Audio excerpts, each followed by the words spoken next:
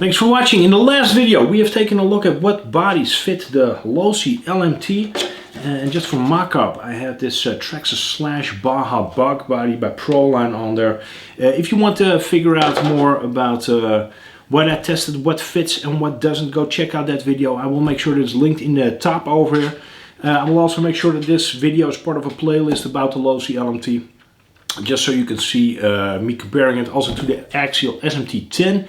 That body video, and also to see what motors actually fit in it. Right now we're ready for paint, so I cut up this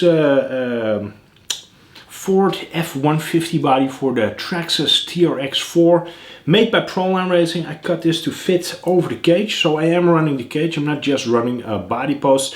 Everything fit really snug, actually above expectations, really nicely.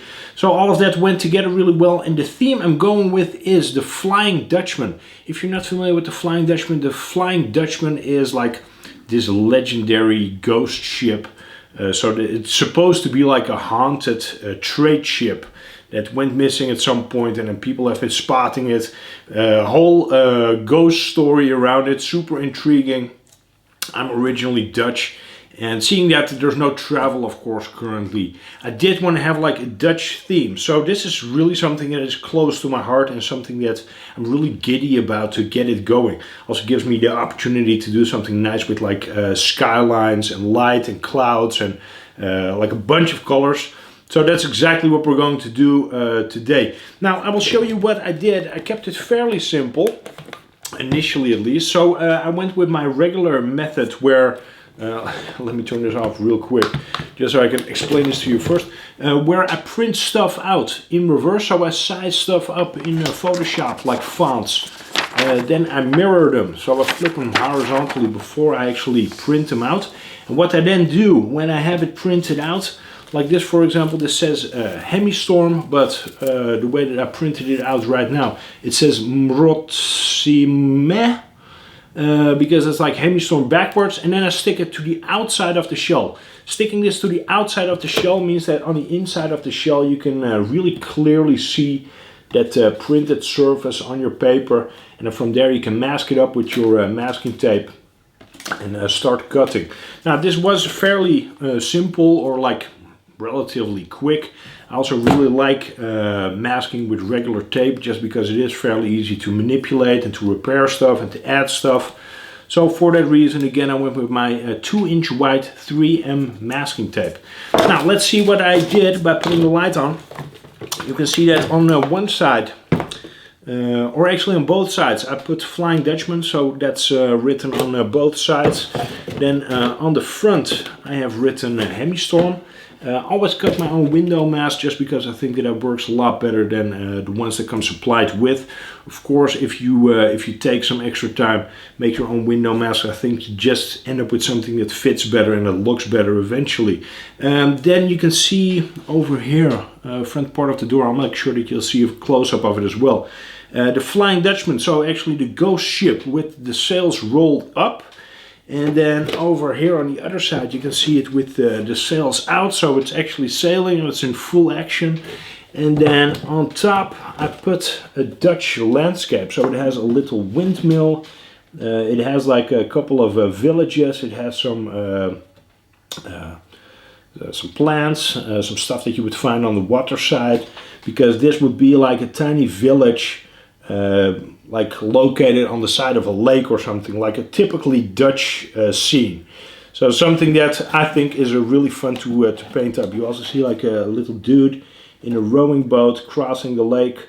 Maybe he's going fishing or whatnot, I'm not sure, but all of this typically Dutch. I think it looks fun.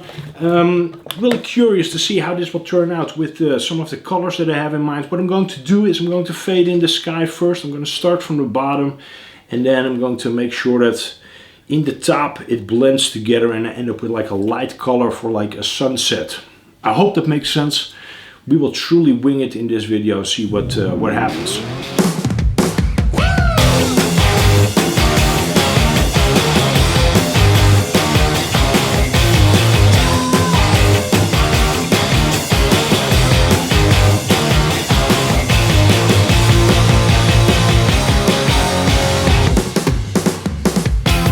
All you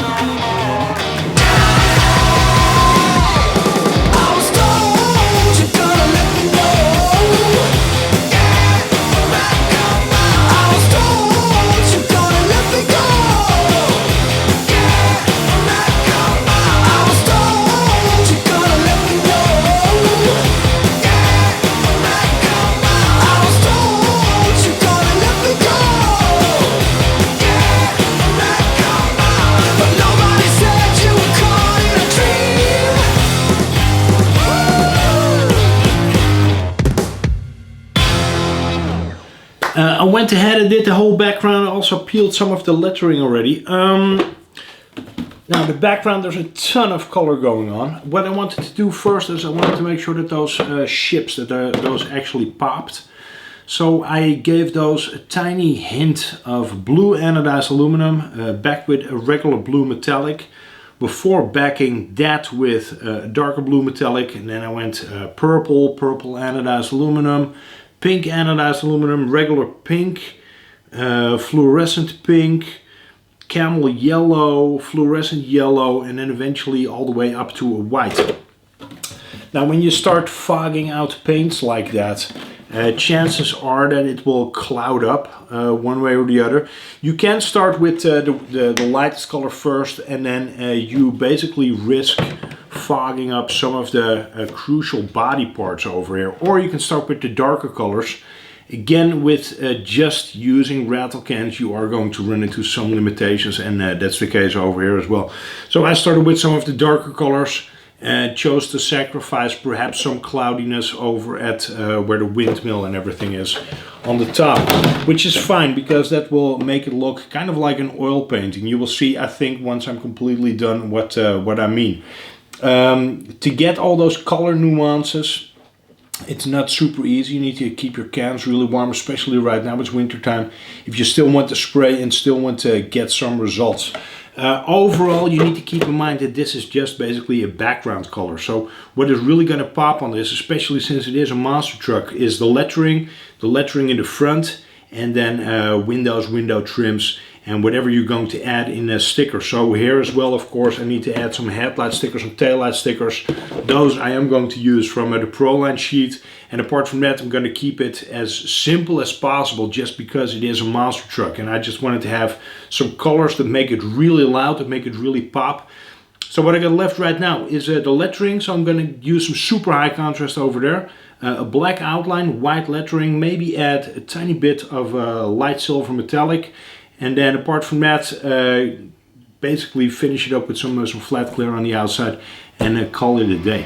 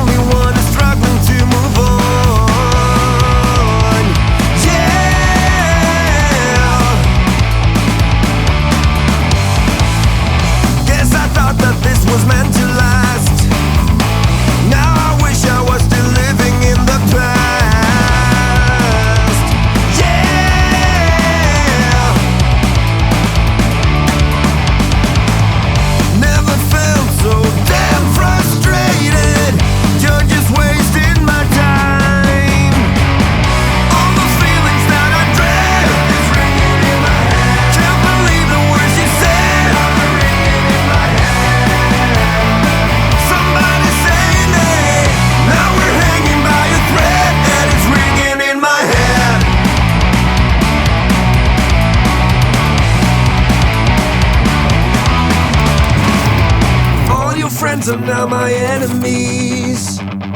Always tell you what to do. Can't keep up with all the bullshit they're throwing your way. Always looking for the easy way. Now they're walking over you. Yeah.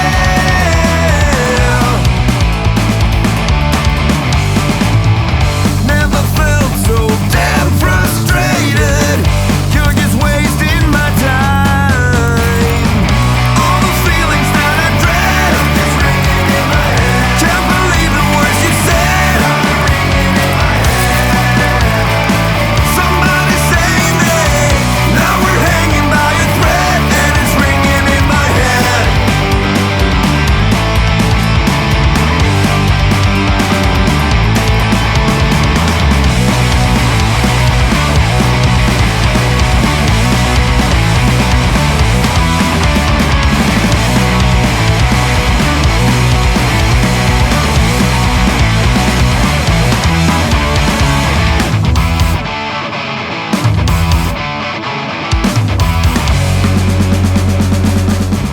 Well, that wraps up this paint job on this Losi LMT on the Ford F-150 Raptor body from Proline, intended for the TRX-4.